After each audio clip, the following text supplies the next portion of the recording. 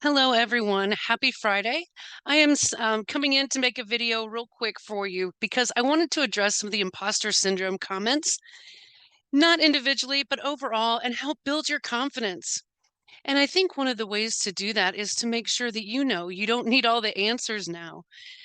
Each course working up to your concept paper is just practice. You don't have to have your identified topic in stone. You can take each course to look up choose a variety of topics that you're interested in that may become that dissertation. Also, when it comes to theoretical choices, there's so many. So each class or each opportunity for paper writing when it comes to learning theory is an opportunity to practice using theory and perhaps a variety before you really are able to choose. Because a dissertation is a big decision and there's a lot more that goes into it. And so no one expects you to know that now. So feeling like an imposter is not the way to go. It's just we're really starting to practice with more purpose. Practicing with more purpose. So our weekly assignment this week is dealing with a theoretical framework, two theoretical frameworks.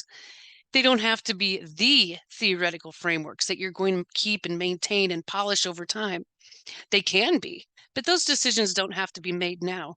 So I'm going to share my screen and go over a few ideas with you. Awesome. Here we are. Of course, get out of that. Here we are. I made this a little bit bigger for us. And after I'm done here, I'm going to post some images into the discussion so that you have the ability to have those APA examples of a figure. Because when we get down here, I'm going to just move myself so you can see I'm going to be talking about step 5 and 6 for the most part. But first, I'm going to share the chapter 2 because it's a great visual. Again, it's a great visual, a tool, and all the checklists for dissertations are out there for you can view them in student comments. Again, it's not that you need to concern yourself with meeting those requirements yet, but it gives you an idea of what's going to be expected in the future. All right, let's do that first. Perfect.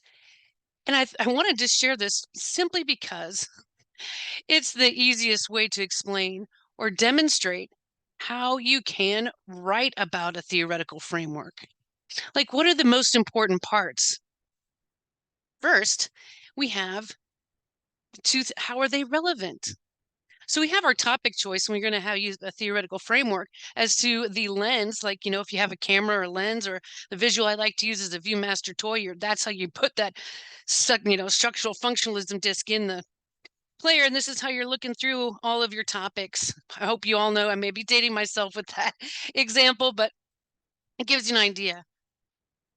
If you have an introduction, which you should, if you have the level 1 heading and then a level 2 heading for the individual theories, make sure you provide a simple, short introduction to that section.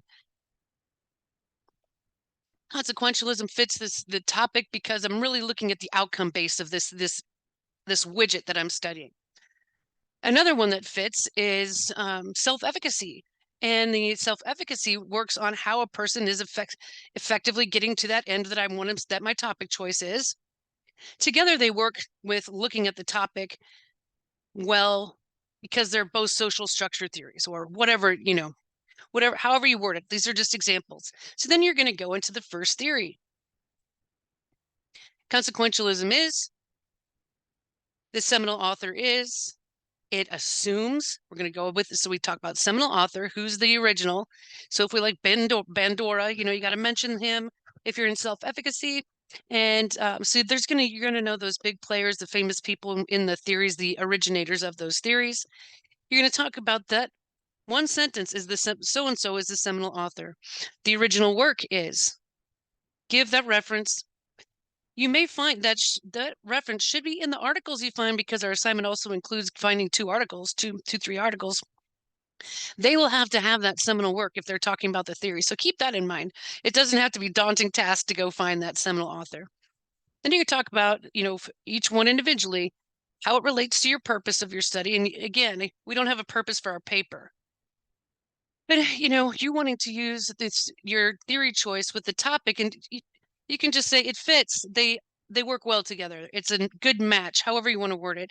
And then you're going to talk about the assumptions. Again, this is a chapter 2 checklist. It's just an example of how you can go, a strategy of what order to put things, what it is, how it fits the topic, who's the seminal author, the seminal work. What do those assumptions assume? And then there's other words you can use when talking about your theory. Expectations, beliefs. Not everything proposes something, but all of them have assumptions or their most important ideas. And check this out. This is part where I thought this assignment lines best with what is going to be in chapter 2, because in the dissertation, you actually do need to find articles, scholarly work that has connected your topic to your theory choice. And that way you're demonstrating that it's not a new connection to the profession or to literature, and that those other authors support your choice. Again, I'm trying to talk fast so that I don't take up too much of your time, but I hope this helps. Let's get back to the other steps. Okay. Now, in the past, when it talks about comparing, paraphrasing, and synthesizing, it literally, for step 5, is asking you to literally compare the act of paraphrasing. What is paraphrasing directly? What is synthesizing directly? And how are they different?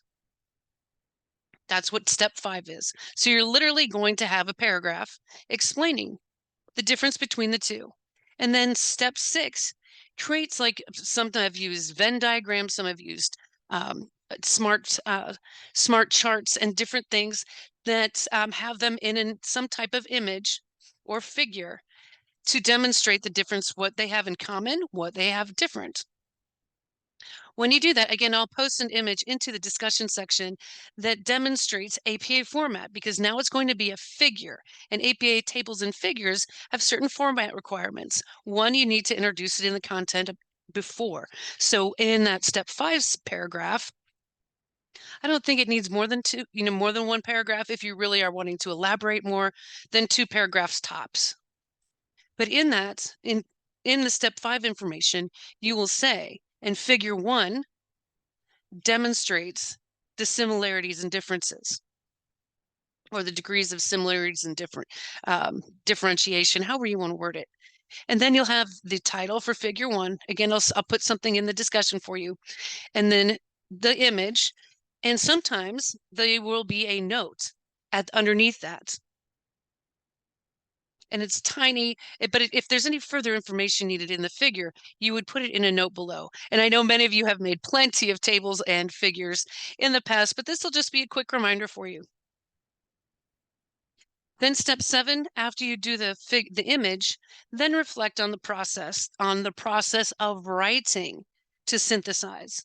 So you really are reflecting on this difference. Synthesizing is it's a higher level of presenting information, because you're combining authors, just like I said in my first video and second, that we're weaving the information together. We're telling our story through our authors.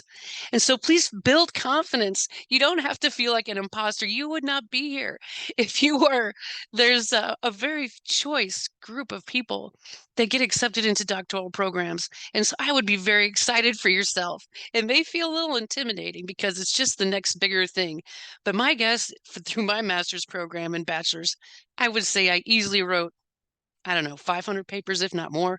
I'm sure we're all in the same boat. So we know you're a good writer. Now we're just going to practice and do a little more specifics with our intent. So I hope this helps.